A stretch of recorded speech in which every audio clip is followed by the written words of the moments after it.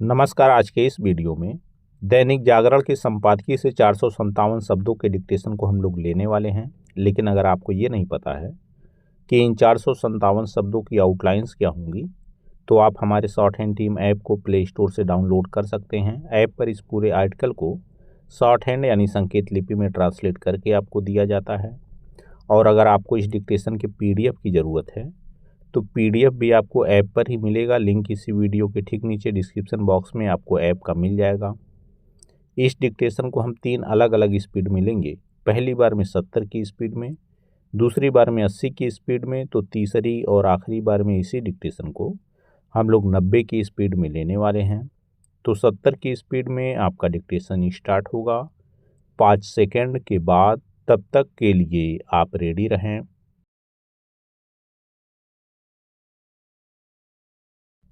Start. विपक्ष की ओर से लोकसभा स्पीकर ओम बिरला के खिलाफ लाए गए अविश्वास प्रस्ताव को खारिज होना ही था। इसे विपक्ष भी भली तरह जानता था और इसीलिए जब यह प्रस्ताव ध्वनिमत से खारिज हुआ तो उसने मतदान की मांग नहीं की, क्योंकि वह समझ रहा था कि नतीजा बदलने वाला नहीं है। विपक्ष और विशेष रूप से कांग्रेस ने लोकसभा स्पीकर के खिलाफ अविश्वास प्रस्ताव लाकर यह दिखाने की कोशिश की थी वह इसे लेकर बहुत गंभीर है। लेकिन जब उस पर बहस का समय आया तो वह पश्चिम एशिया के संकट पर चर्चा की मांग करने लगा। ऐसा नहीं है कि सरकार इस विषय पर बहस के लिए तैयार नहीं थी, लेकिन विपक्ष और विशेष रूप से कांग्रेस ने यही प्रदर्शित किया कि वह अपनी ही ओर से लाए गए प्रस्ताव को लेकर गंभीर नहीं। निसंदेह राहुल गांधी नेता प्रतिपक्ष हैं, लेकिन इसका यह मतलब नहीं कि उन्हें जो मन में आए वह बोलने की अनुमति मिल जाए और वे अपने को संसदीय नियमों से परे समझें। वे अपनी समझ से जिन्हें गंभीर विषय बताते हैं और उन पर चर्चा के लिए जोर देते हैं, वे प्रायः हवाई और सनसनीखेज ही होते हैं। पैरा। बीते कुछ दिनों से राहुल गांधी संसद के भीतर बाहर इस पर जोर देने में लगे हुए हैं कि अमेरिका से अंतरिम व्यापार समझौते पर प्रधानमंत्री ने अमेरिकी राष्ट्रपति के समक्ष समर्पण कर दिया है, लेकिन अभी तो यह समझौता हुआ ही नहीं है। इसके पहले वे यह सिद्ध करने की असफल कोशिश करने में लगे हुए थे कि चुनाव आयोग मोदी सरकार के इशारे पर मतदाता सूचियों का इस तरह विशेष गहन पुनरीक्षण यानी SIR करने में लगा हुआ है ताकि भाजपा को चुनावी लाभ मिले। सरकार के खिलाफ मनगढ़ंत आरोप उछालना राहुल गांधी की अगंभीरता को ही दर्शाता है। वे संसद की कार्यवाही को लेकर भी गंभीर नहीं दिखते। इसे गृह मंत्री अमित शाह ने अच्छी तरह रेखांकित किया। उन्होंने विस्तार से बताया कि लोकसभा अध्यक्ष पर खुद को सदन में न बोलने देने का आरोप लगाने वाले राहुल गांधी ने किस तरह 12 महत्वपूर्ण विधेयकों पर चर्चा में भाग नहीं लिया। इसी तरह संसद के विभिन्न सत्रों के दौरान किस प्रकार उन्होंने विदेश यात्रा करना आवश्यक समझा। गृह मंत्री ने यह भी बताया कि सदन में उनकी उपस्थिति किस तरह बहुत कम रहती है। लोकसभा अध्यक्ष के खिलाफ लाए गए अविश्वास प्रस्ताव पर विपक्ष को हार मिलनी ही थी, लेकिन इसका परिणाम यह नहीं होना चाहिए कि सत्ता पक्ष एवं विपक्ष के रिश्ते और कटुतापूर्ण हो जाएं। इससे किसी को कुछ हासिल नहीं होगा।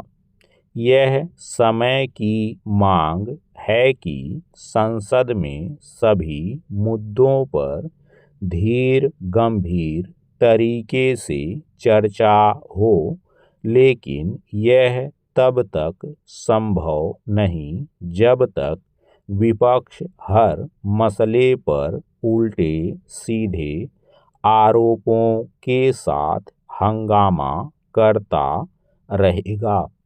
स्टॉप। दोस्तों, इसी डिक्टेशन को दूसरी बार में हम लोग 80 की स्पीड में लेंगे और आपका समय स्टार्ट होगा 5 सेकंड के बाद। तब तक के लिए आप रेडी रहें।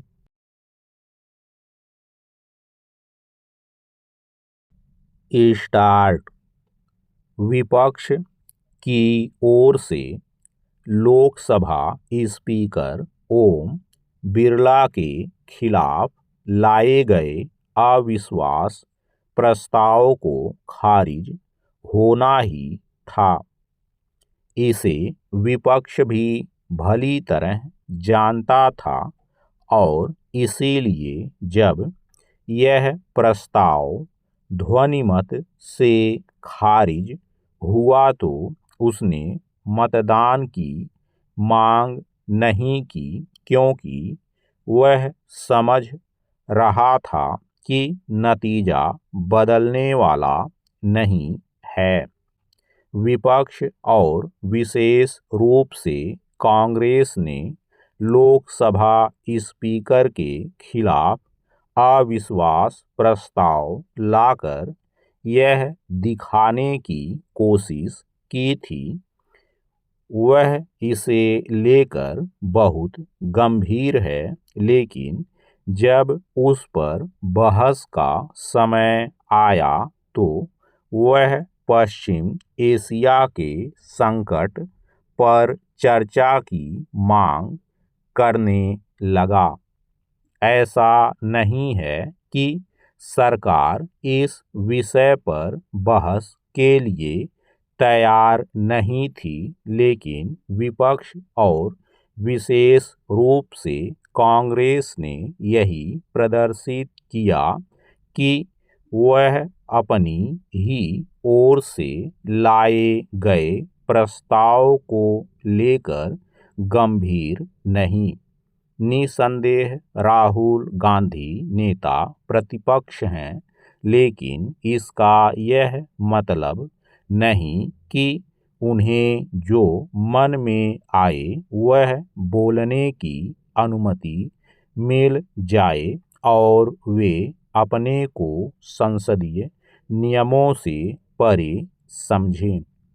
वे अपनी समझ से जिन्हें गंभीर विषय बताते हैं और उन पर चर्चा के लिए जोर देते हैं, वे प्रायः हवाई और सनसनीखेज ही होते हैं।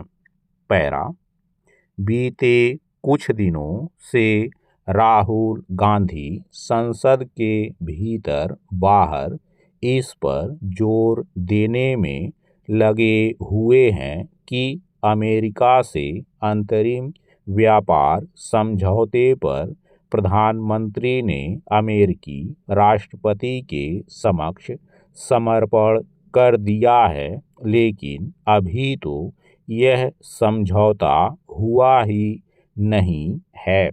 इसके पहले वे यह सिद्ध करने की असफल कोशिश करने में लगे हुए थे कि चुनाव आयोग मोदी सरकार के इशारे पर मतदाता सूचियों का इस तरह विशेष गहन पुनरीक्षण यानी SIR करने में लगा हुआ है ताकि भाजपा को चुनावी लाभ मिले। सरकार के खिलाफ मनगढ़ंत आरोप उछालना राहुल गांधी की अगंभीरता को ही दर्शाता है। वे संसद की कार्यवाही को लेकर भी गंभीर नहीं दिखते।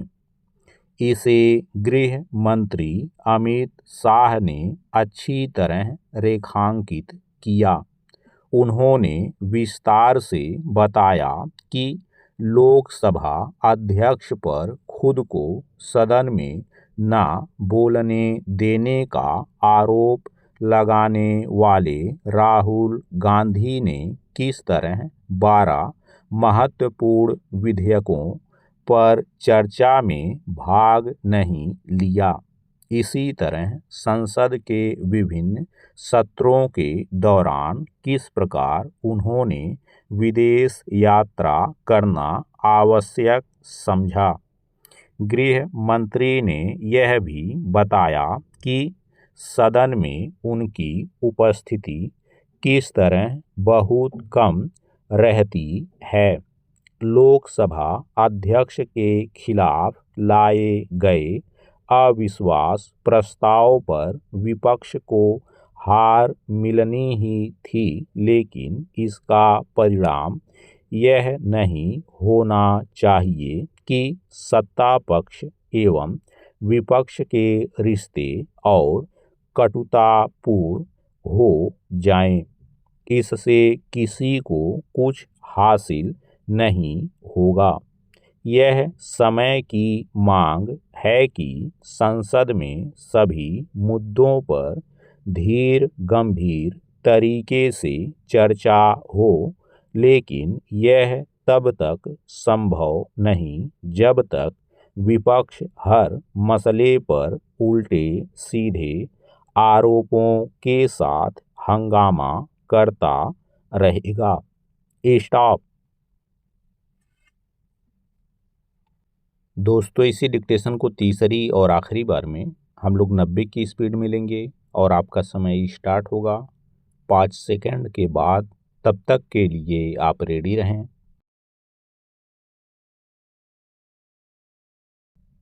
स्टार्ट। विपक्ष की ओर से लोकसभा स्पीकर ओम बिरला के खिलाफ लाए गए अविश्वास प्रस्ताव को खारिज होना ही था। इसे विपक्ष भी भली तरह जानता था और इसीलिए जब यह प्रस्ताव ध्वनिमत से खारिज हुआ तो उसने मतदान की मांग नहीं की क्योंकि वह समझ रहा था कि नतीजा बदलने वाला नहीं है। विपक्ष और विशेष रूप से कांग्रेस ने लोकसभा स्पीकर के खिलाफ अविश्वास प्रस्ताव लाकर यह दिखाने की कोशिश की थी वह इसे लेकर बहुत गंभीर है, लेकिन जब उस पर बहस का समय आया तो वह पश्चिम एशिया के संकट पर चर्चा की मांग करने लगा। ऐसा नहीं है कि सरकार इस विषय पर बहस के लिए तैयार नहीं थी, लेकिन विपक्ष और विशेष रूप से कांग्रेस ने यही प्रदर्शित किया कि वह अपनी ही ओर से लाए गए प्रस्ताव को लेकर गंभीर नहीं। निसंदेह राहुल गांधी नेता प्रतिपक्ष हैं, लेकिन इसका यह मतलब नहीं कि उन्हें जो मन में आए वह बोलने की अनुमति मिल जाए और वे अपने को संसदीय नियमों से परे समझें। वे अपनी समझ से जिन्हें गंभीर विषय बताते हैं और उन पर चर्चा के लिए जोर देते हैं, वे प्रायः हवाई और सनसनीखेज ही होते हैं। पैरा बीते कुछ दिनों से राहुल गांधी संसद के भीतर बाहर इस पर जोर देने में लगे हुए हैं कि अमेरिका से अंतरिम व्यापार समझौते पर प्रधानमंत्री ने अमेरिकी राष्ट्रपति के समक्ष समर्पण कर दिया है, लेकिन अभी तो यह समझौता हुआ ही नहीं है। इसके पहले वे यह सिद्ध करने की असफल कोशिश करने में लगे हुए थे कि चुनाव आयोग मोदी सरकार के इशारे पर मतदाता सूचियों का इस तरह विशेष गहन पुनरीक्षण यानी SIR करने में लगा हुआ है ताकि भाजपा को चुनावी लाभ मिले। सरकार के खिलाफ मनगढ़ंत आरोप उछालना राहुल गांधी की अगंभीरता को ही दर्शाता है। वे संसद की कार्यवाही को लेकर भी गंभीर नहीं दिखते। इसे गृह मंत्री अमित शाह ने अच्छी तरह रेखांकित किया। उन्होंने विस्तार से बताया कि लोकसभा अध्यक्ष पर खुद को सदन में न बोलने देने का आरोप लगाने वाले राहुल गांधी ने किस तरह 12 महत्वपूर्ण विधेयकों पर चर्चा में भाग नहीं लिया। इसी तरह संसद के विभिन्न सत्रों के दौरान किस प्रकार उन्होंने विदेश यात्रा करना आवश्यक समझा। गृह मंत्री ने यह भी बताया कि सदन में उनकी उपस्थिति किस तरह बहुत कम रहती है। लोकसभा अध्यक्ष के खिलाफ लाए गए अविश्वास प्रस्ताव पर विपक्ष को हार मिलनी ही थी, लेकिन इसका परिणाम यह नहीं होना चाहिए कि सत्ता पक्ष एवं विपक्ष के रिश्ते और कटुतापूर्ण हो जाएं। इससे किसी को कुछ हासिल नहीं होगा। यह समय की मांग है कि संसद में सभी मुद्दों पर धीर गंभीर तरीके से चर्चा हो, लेकिन यह तब तक संभव नहीं जब तक विपक्ष हर मसले पर उल्टे सीधे आरोपों के साथ हंगामा करता रहेगा। स्टॉप।